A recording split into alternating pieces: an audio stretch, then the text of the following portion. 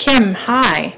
I am going to give you your feedback on your course so far with this video screencast. I'm using a new tool that I haven't ever used before. It's called Screencast-O-Matic, and usually I use Jing, but I've been having trouble with Jing quitting on me midway through a recording, and there's a 5-minute limit on Jing, and with this tool I have 15 minutes, and there's also no download. It's straight from the web that I'm screencasting, so it's kind of interesting. So I'm going to check it out, see if it works. I have reviewed your course, and I want to talk a little bit with you cosmetically about some of the things that I think could improve sort of the layout cosmetically first, and then I'll go through module by module and talk with you about some of the things that I saw and found in there that I would recommend to improve the design. First, I would move people from this left-hand column over here. I would move it over to the right-hand column, and I would also remove this recent activity block so that you would see online users, participants, and messages over here on the right. There's no real reason that I can see that would be helpful for the students to have recent activity, and so I'd recommend that you get rid of it. I also, when I look at your course, right at the top, I mean, I love how you've laid it out. I love the theme. I love that you've used images to sort of embellish, you know, add a little bling to the pages. But when I look at when I first come to the course, I don't see your name. So I would say move this up to above the graphic, and then either put your name, you know,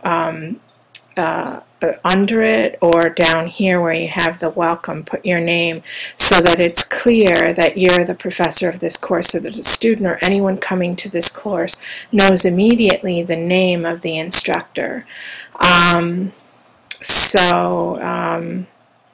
Then, you know, I love how you're using this section as a news flash, as sort of an announcement area for your students, and I love how you tell them right away, don't hesitate to ask you questions, and that you're going to help them, and you're telling them here right away that they're going to introduce themselves, they're going to contribute to this community of respect thing, which I also love.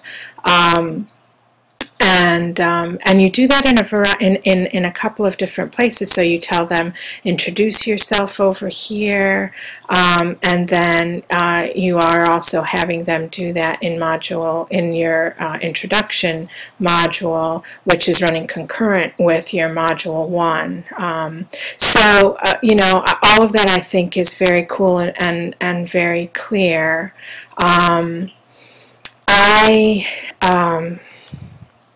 You know, one thing I would do definitely is I would move this instruction and this activity up above this graphic, because you're actually explaining it up here, or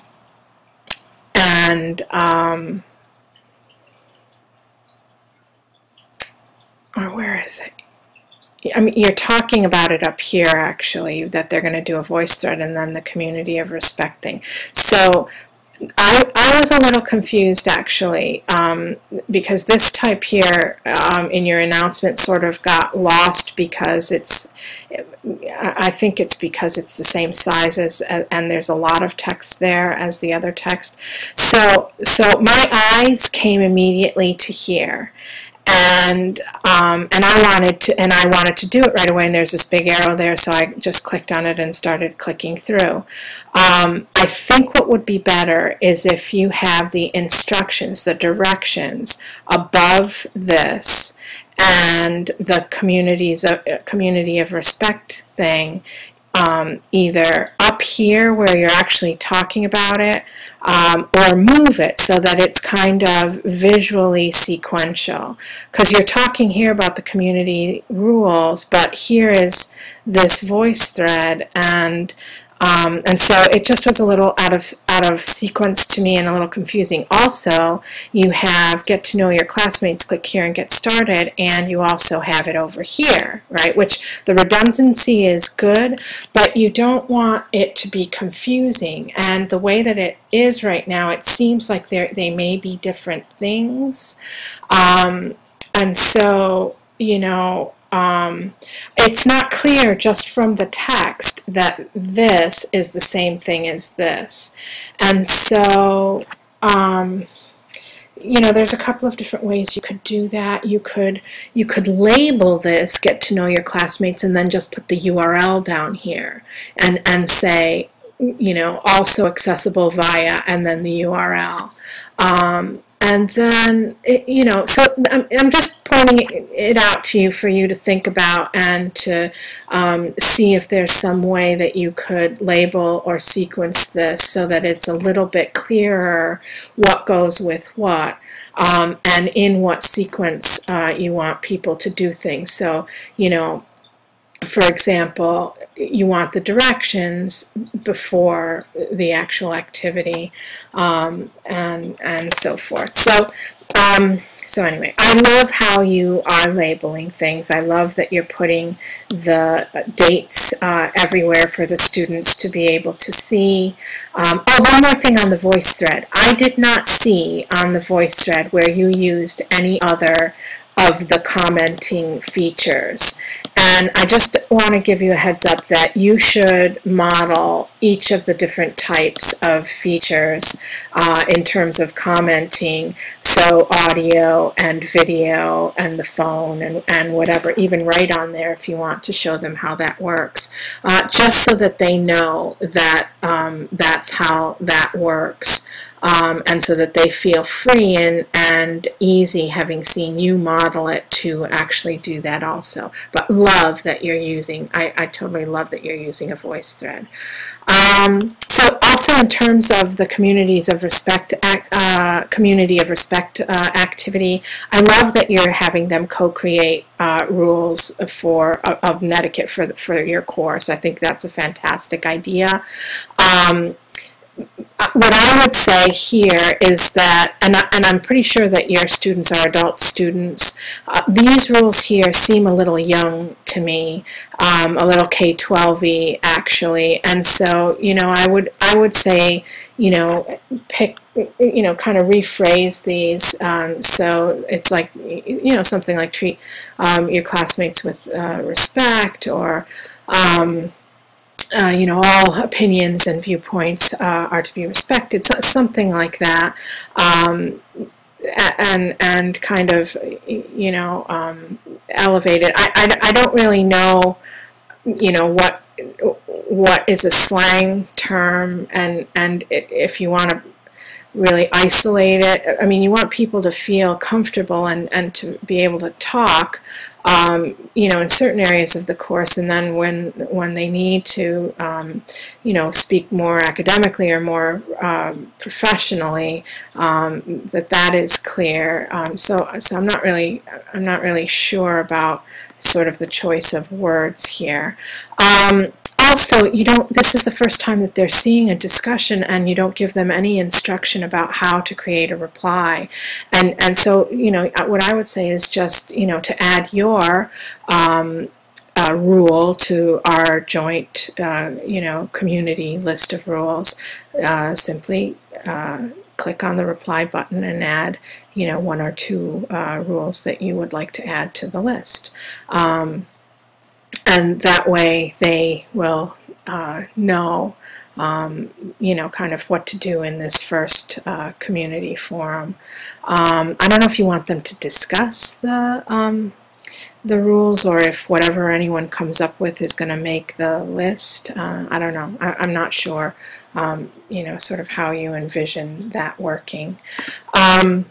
Okay. What else can I tell you here? Yeah, I started talking about the dates.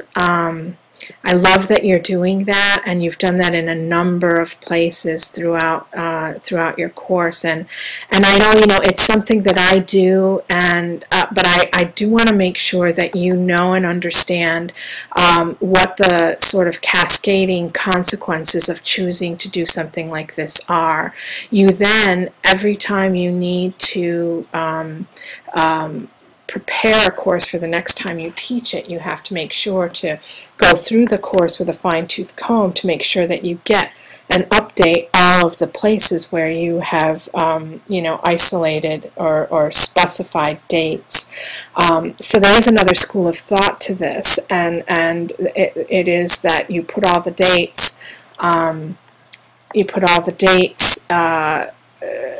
in a document, and then just link the students to the document, and just assume that they're going to be grown-ups and manage their own time and understand what the due dates are. So I just wanted to mention it to you. If you are likely to have lots of courses and having to update and maintain the courses, if that would be a workload issue or a burden, I just want you to be aware of it, that it's certainly something that you could accomplish in another way. I love that you have a what's due when document. I love that you have it all labeled with dates. I love that you've kind of split this out with a module at a glance to give students an idea of what it is that they're going to be doing during the course of your module. I love that you're doing a reflections journal. You know, and your thought questions, your reflection questions are, you know, interesting and thought-provoking, and you know, it's interesting how you're actually achieving this. You've set it up with the question and answer forum, which I think is fabulous, so that then they have to post before they can see anybody else's entry. I do want to make sure, I did go through and look at your questions from week to week, and I want to make sure that you really think about the questions and craft them well, to make sure that it's not just an essay, and it's not just that there's a right or wrong answer, that they really have to take, reflect and take a position and kind of articulate that on some of these topics that are really, really fabulous. I think you're going to have an extremely rich, interesting course. So your discussion was also extremely interesting, that you're having them get into a group. And I'm wondering how you are kind of triaging the students into groups. Oh, I also noticed this, that you're having things due by 9 a.m. on Sunday. And does that mean that at 9 a.m. on Sunday you're going to be grading? You're going to start grading? Because I'm wondering why you're having things due then. And why not on Monday at 9 a.m. so that they can have the weekend to work? So, yeah, and how are you going to get them into the 3 groups? You know, I love how you have all of the instructions here. It all looks really good, but I'm just curious how you're going to break them up into groups and assign. I'm assuming you're going to assign them to the groups, or I hope that's how you're going to do it.